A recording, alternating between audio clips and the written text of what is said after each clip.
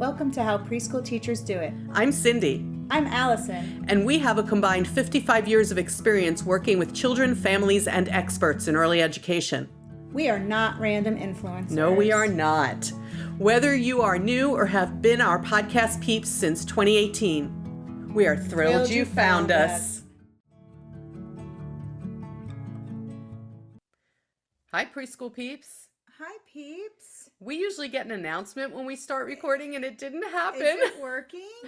Oh, it says it's recording. Yeah, I'm just going to assume yes, because it was on the wrong speaker. We have some sort of setting. This is like behind the scenes, but not behind the scenes. You know, whatever. We have no idea what we're doing half the time, people. I don't. It's the truth. It's the sad but honest truth. All right, I just switched the setting, but we're recording regardless. We're on. No matter how you. Okay. Oh boy. Fine. Yeah. People. Yeah. It's Monday, I guess. Yeah, it's Monday. So, welcome back, preschool Hi, peeps, who we hope are hearing us. We are going to start this episode, as we have, with shouting out the different places where there are people listening to us. You know, I feel like it makes people realize the universality of what we do. What a word, universality. Thank you. Yes, I was thinking the word scope. I thought universality, the universality of what we do, and the Yes. and the desire for knowledge and for discussion about it, and for finding people who do what we do across the world and the country. I know, it amazes us when we see countries across the world. So like, that's cool. Today, we're shouting out the Ukraine, which I find amazing. That is, that is. We hope you're all safe. Yes. There in the Ukraine, listening to us or watching us on YouTube from safe spaces. Yes. As safe as they can be. As safe as they can be. And we are also shouting out the people of the state of Washington, specifically in the town of Everett. So interesting to me, because I was just recently engaged to do some work for an organization in the state of Washington, which will for now be on Zoom, but they also were talking to me about flying me out there. So I'm kind of excited. That would be so cool. Yeah, I'm kind of excited. I've been there, you know, I've been to Washington State because I have family there. So I'm excited not only for the adventure, but also for the potential of seeing family who I don't get to see as often as I would like. Yeah, that's cool. Yeah. I'm excited. Yeah. And today we're going to do something that we sort of promised we were going to do sometimes, which is dedicate episodes to a particular age group, even though it applies to everyone. Yes. Right? We always make sure, or we try to make sure, that there's little nuggets that apply to everyone when we're talking. But today's episode is going to focus on developmentally appropriate practice and those infants and toddlers, because people are still doing things with them that are not developmentally appropriate for their brain development and their stage of development.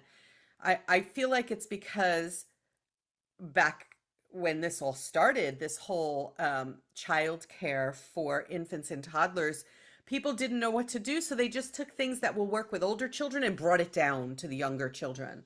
Yeah, I think that's still kind of a thing. Yeah, it is. For all age groups, like kindergarten goes down to pre-K, pre-K goes down to infant toddler, and you think that's what you need to do to prepare them, I think. I don't know what people... We still do that push down. Trickles down like that. Yeah. We still do that push down. Yeah. And I think it's so, for infants and toddlers in particular, so hard for them to cope with, so hard for the staff to cope with. And so we're hoping that today's episode releases you from some myths about what you're supposed to be doing with infants and toddlers. But we have to start the conversation, because we said it's about developmentally appropriate practice and what research shows, by talking about some of the resources that we use for the information we're giving about this. Because what we're going to say, I anticipate that what we're going to say is something where people are going to be like, wait a minute, are you serious? It doesn't say I have to do that. So when we're talking about what it says we should and should not do in spaces with infants and toddlers, we're referring to research-based information, like from those people who wrote the environmental rating scales. Yes. The infant toddler environmental rating scale is a tool that is widely used to rate the physical environment and the interactions that happen within that physical environment when early childhood professionals are working with children in that infant and toddler age group. And when I say widely used, I mean by practically every state's quality rating system. Yeah. They use the infant toddler rating scale, environmental rating scale for children in that age group under the age of 3. We're talking about under the age of 3, to be clear. Children ages 3 to 5 years old, they use a different environmental rating scale called the early childhood environmental rating scale. But today, I think we're going to focus a bit. The infant toddler scale is affectionately called ITERS. Yeah. It does stand for infant toddler environmental rating scale. We are on the 3rd version of it. And ITERS is one of the tools. Another tool that we use to understand the environment for very young children is the creative curriculum, because the creative curriculum was started by someone who was an expert in room arrangement. And as it developed and grew since the 1980s, they have added lots of information about what research shows is appropriate for the development of infants and toddlers. And of course, we use sources like 0 to 3. You can go to 0to3.org and find information about infants and toddlers there up to the age of 3. And beyond. They have some articles and things that go beyond. Yeah. And the National Association for the Education of Young Children, otherwise known as NACE. And it is NACE that owns the phrase developmentally appropriate practice. Yeah. It is their phrase. They're the ones who came up with it. They're the ones who promote it and use it. And in the briefest description of developmentally appropriate practice, NACE teaches that in developmentally appropriate environments, we see joyful, engaging, and play-based activities with young children that focus on them as individuals with individual linguistic needs, language needs, with individual cultures, backgrounds, families, and learning needs. So the definition of developmentally appropriate practice, which in the title of this episode is DAP. That's how we talk about it. Yeah. The definition of DAP, we really like acronyms in early ed. ITERS, DAP. We have a whole episode on acronyms. We do. Yeah. You can go back and find it. But the definition of DAP tells us that what we do must be appropriate to the children we're serving and in accordance with their development, their brain development. I facilitate sessions for infant and toddler staff pretty frequently, right? Pretty frequently. Yeah. And there are certain things I say to them that I realized in so many of these sessions and so many other interactions that I have, that people are like, wait a minute, it doesn't say I have to do that with this age group. Why am I trying to do this? And I think it really is just that push down of what we thought children need to do in a place called school. Yes. And I think it is people not understanding the children's development. So here we are. We're going to point out some specific things that we release you from. Yeah. I feel like we're myth busting today. Yeah, I think we are. We used to have these episodes of like myth busting, like way back. Oh, we'll have to do it again eventually. I love those episodes. We should bring those back. But I feel like that's kind of what we're doing, because I think people really don't realize that they don't have to do the things that they are doing, or sometimes require. I think sometimes they are required. Sometimes they're required. They tell me that. They do. They tell me that. And I'm like, why are you required to do something that's not developmentally appropriate? Okay, so let's talk about this. Now they're all sitting and listening to us going, are they ever going to get around to it? Yes, we are. No, because we talk about we're going to get round to it. Roundabout. Okay. One of the things that I find registers surprise with people, that may or may not surprise our preschool peeps. Yeah. But one of the things is that nowhere in the infant toddler environmental rating scale or in any high quality curriculum for that age group does it say that the infants and toddlers or even 2-year-olds need to be doing large group time or circle time or morning meeting or whatever you would like to call it. Right.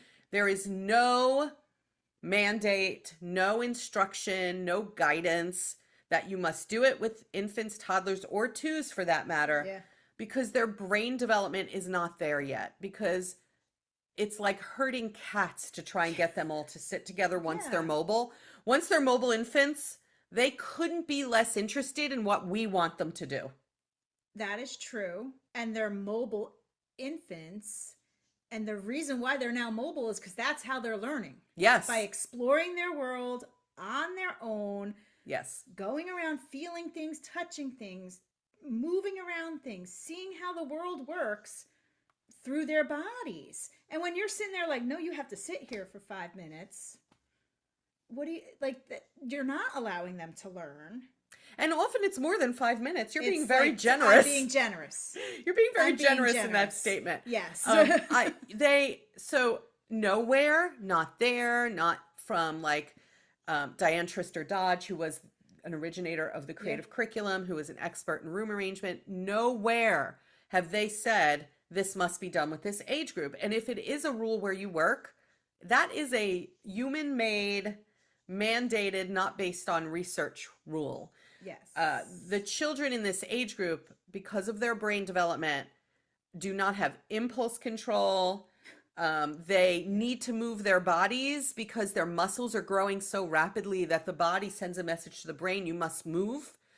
They do not have the attention span. If you want to know the average attention span for children you work with at any age, just take their age, or in early childhood anyway, just take their age and multiply it by 2. So if you're working with 1 and 2-year-olds, you've got 4 minutes tops. Yep. You're spending that 4 minutes trying to gather them.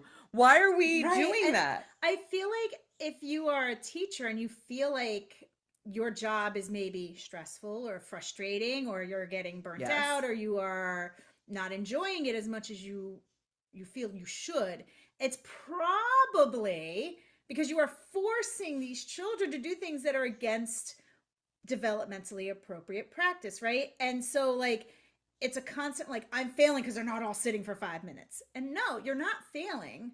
No, this is where they're at. This is where they're at. And that's okay. We're supposed to meet them where they're at. Yeah. So where they're at is they will attend to you far more and learn far more, either in very small groups or one-to-one. So this notion that we need to gather them all, it's also because of this, I find, that people say, well, if I can't get them to sit in the large group cooperative time when they're 2 or when they're 1.5, how are they going to know to do it when they're 3 or 4? Well, their brains will be further developed. Be ready at that They're point. going, most, not all, but readier. Most children will be readier. Is that a word, readier? More ready. More ready. More ready, maybe.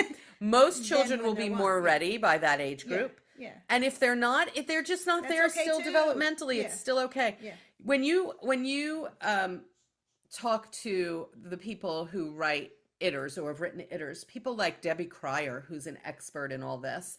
So Debbie Cryer sometimes has learning sessions, and some of us have been able to be in her learning sessions. And one of the things that Debbie Cryer says is she can't stand large group time for particularly this age group.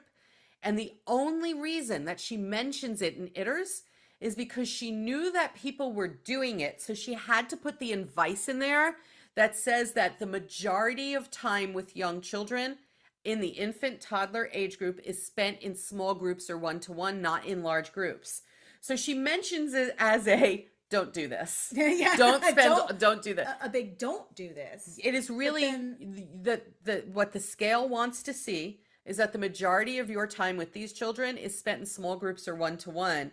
And she had to phrase it carefully that way because of the practices that she knows goes on out there as her statement. But she can't stand it when she sees it. When she sees it. Now, I have been, and I think I may have mentioned this in prior episodes, I have been in programs where I've walked into the infant room if they've put them all in high chairs and gathered them around so that the teacher can recite the alphabet. Okay. This is not what they need from us. Okay, because that's one of the things when you said, let's do this episode. And first off, I was like, wait, people are still doing circle time. Yes. But I was like, how are they doing it? Or I'm like, are they putting them? I imagine like those bucket, you know how they have those tables with the you're not supposed to have them anymore. Did you know that? No, I didn't know that. Yeah, it's bad for their hips. But I also feel like that's how I imagine it. Because when I was working in childcare where there was still infant rooms, I'm in a school now that doesn't have an infant room. Those were still existing. And people would put 5, 6 children in there to read a book or like sing songs. And these kids are like just climbing to get out of this thing because they want to be on the floor exploring. I know in our state, it is Grow NJ Kids, the quality rating system that goes to programs and says you can't have these bucket seats. Right. I don't know if licensing is. I don't know what they do where you're all listening. But the reason where we are, why they're saying get rid of the bucket seats, it's because it's bad for their hips to be hanging in a bucket seat like that. In there. Yeah. And if you're doing circle time in those bucket seats for 15 minutes. No. Their attention span is like 2 to 4 minutes. Right. It's not worth trying to herd them like cats. Yes. All it does is make the adults more frustrated and less That's patient what with the I'm children. saying. Yeah. It's not productive. Yeah. I'm going to also propose to you that it's not productive for read alouds to try and gather all the children in this age group to sit and attend to your book. So here's what I always tell people. I know you may want to start the day sort of on the same foot with the children. Right. So sing a song, maybe the same song every day, like your welcome song, so that it's a auditory signal to the children that our day is officially starting together. Right. So, or some sort of welcome song, some song from your curriculum that you sing every day to start the day. Whoever comes over while you're singing to sing and dance with you, by the way, you're not trying to get them to sit. Right. You're going to sing and dance with them or move around with them. And whoever comes over, great. And whoever doesn't, that's fine too. Right. Same thing with the read alouds in this age group. Yeah. You can offer them a book. I remember sitting with toddlers long ago when I was a toddler teacher. I remember grabbing a book and saying something like, I'm going to read this book. Anybody want to listen? And whoever came over, that's who I read it to. Yeah. That was it. Your days will be so much less stressful if we let this control go and let the children do what they do, which is go play around the room, and then we circulate the room, adding to their knowledge, skills, and ability. I think there's also this notion of like, say you say, hey, I'm going to gather here on the rug and I'm going to sing our welcome song. And little Johnny's over here hanging out in blocks, but he's singing the song maybe while playing blocks. And there's this notion of like, Johnny's not paying attention because he's singing the song way over there. And that's not true. It's not true. Even like if you go to any workshop for adults and it's just adults, there's going to be some woman there knitting and you're like, oh, she's knitting while we're learning. No, because she needs to move. And it doesn't mean she's not paying attention. It's the same thing with Johnny. Just because he's in blocks building, singing the song over there does not mean he is not joining the group. He's just joining the group in his way. As a teacher of adults. So you know. As a teacher of adults, it is true that it is nearly impossible to gather all the adults to attend in the same way. But they're still attending. Like, I remember going to one and I remember sitting there thinking like, wow, this woman knitted an entire scarf. I mean, it was amazing. That doesn't mean she's not listening. And I was young, very young at the time. I think I was still in college. And I was like, wow, that's so rude. She's not paying attention to the speaker. And then I realized like, no, she needs to move her hands for her brain to work, right? And then I kind of use that example in class of like, okay, just because little Sally is moving around during meeting time doesn't mean she's not paying attention. Just because Johnny's still playing blocks while singing your song doesn't mean he's not engaging with the song, or the group is just doing it his own way, because that's what we do. You know, and then they have to do things in their own way throughout the day because they're so young and they're becoming more independent, and we have to value that independence by allowing them to use it in safe ways, but allowing them to use it. And then we circulate the room, helping to add to their knowledge. In this age group, here's another thing. In this age group, I'm not going to have a dedicated small group time on my schedule. That's for 3 to 5 year olds. Because 3 to 5 year olds are more able to handle the instruction of we're going to divide into small groups and now you're going to do a teacher-led time of day. Right. In this age group, instead of bringing them to us, the infants and toddlers, we go to them. So you see, maybe you see a couple of infants or infants, you may have to bring things to them until they're mobile, but mobile infants and toddlers, maybe you see a few of them go over to pick up blocks. You pick yourself up and go over to the blocks and count the blocks with them. I don't say, hey, come over here, we're going to practice counting. Right? There's a difference between going, come over to me, we'll practice counting, and I'm going to go to whatever you're using and we'll practice counting based on what you chose to use. In this age group, it's you chose something and I'm going to infuse the different areas of development and learning, the content areas. I'm going to infuse them into what you're doing by going over to you and saying, I see you're holding a book. Let's read. Or I see you using blocks. Let's count them. Or I see you picked up the paintbrush. Let's see how you're holding it in your hand. I'm not going to go, come over to me. We have to do fine motor. Right. So that's another thing. You don't need a dedicated small group time on a schedule for children who fall within that infant and toddler, even twos. They struggle with that. So I'm saying 3 and up is where we say, now we have a dedicated small group time. We're going to divide you into small groups. And you're going to go with your group and travel with your group, and we're going to do intentionally led activities by the teacher. We have intention with the infants, toddlers, and twos, but that intention goes to them. One more thing before we end this episode that I feel I must mention, because I actually saw the cutest group of children doing this the other day, but it was how the teacher facilitated it. Okay. But just so everyone knows, they don't have to be in a perfect line to go anywhere. Yeah. I've seen a lot of people struggling with this age group. First of all, if you're lining them up and children have to wait, 2-minute attention span. They're not staying and waiting for other children to get in the line. Right. And they can actually walk down the hole in a blob and get there safely. Yeah. If that's what it takes. Right? Right. To get them moving to get them where they want to go. Right. Or where you need them to go.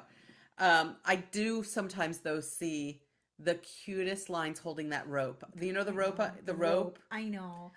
I feel like there's times where you do need to use the rope, right? Like, for safety reasons. Yeah. Like if you're outside, like if you're walking the street, you know what I mean? Like you need to make sure that they're all together so they don't get hurt. But like if you're just walking the rope is great. If you're just walking the hallways of your school, I don't see any problem with walking down the hallway in a mop. Okay? Because think of real life. Like when we're never lined. The only time I'm on line somewhere is if I'm at like the grocery store, right? I mean, like there's no. I feel like we've talked about this before that adults don't walk in straight lines. We walk next to our people. Yeah, we walk in a blob. I guess. We walk in a blob.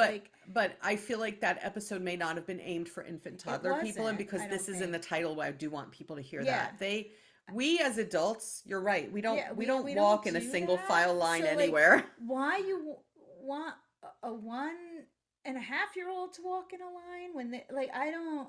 As long as you're all getting there safely, you have a way of making sure you're all together. I guess, like counting wise, making sure everybody's there. Why does it have to be a line? I don't know, but the rope when they hold on to that rope, it is just the cutest thing. And I do think there's times where it's valid that you use that.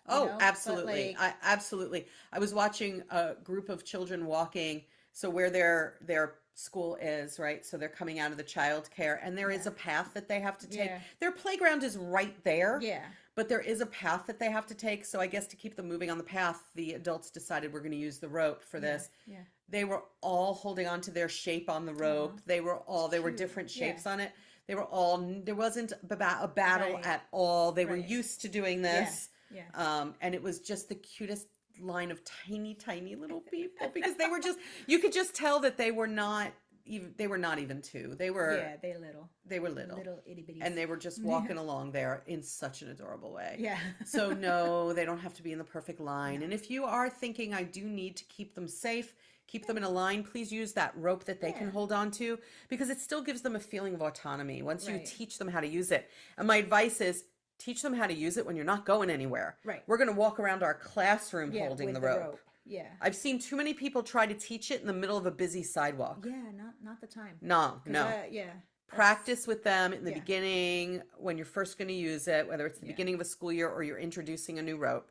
Yeah. Practice with them. I don't love the ones that children get tied into, though. Those are not as safe. I feel like if they go down, it's like dominoes. We're all going down. It's like dominoes if they go down. I like the ones where they hold on to it. Yeah. All right. I hope this has given you some food for thought. I know some of the people who are listening to this right now are still back on, wait, I don't have to do circle time or large group time or morning meeting with these kids. You don't. Like, what are these two women saying? Yeah. If you want information from us related to this, I'm going to ask you to do something. You can go to our website, howpreschoolteachersdoit.com, and you can either post on our forum, which we would love. We have the Spaces by Wix app on our phones, and we see that you've posted. Or you can send us a message through the contact form on there, and we will be happy to help you out. You can also go to Facebook and find our group, How Preschool Teachers Do It podcast, and send us a message there. Yeah. So either way, website, Facebook if you're on it, whatever. And we hope to hear from you. You can also, Allison's going to move her head and I'm going to move my head. Look, we're shifting. You can also go to YouTube, and we hope that you do, and you subscribe and you like, because that helps us out. And while you're there, take a peek at us. But in the meantime, if you scan the QR code that is on YouTube right now, go there, go to YouTube. Yeah. On the video, there is a QR code right now that you can hold your phone up to, and it will name either your browser or the Hi Hello site. Hi Hello is where our sort of card, it's like a business card sort of, a digital card, we'll call it a digital card, with links to all of our stuff. Are we dating ourselves by calling it a business card? I think so. Oh, okay. So there are links to all of our stuff there. Yeah. All right, preschool peeps. We will catch you next time on the podcast. Bye, peeps.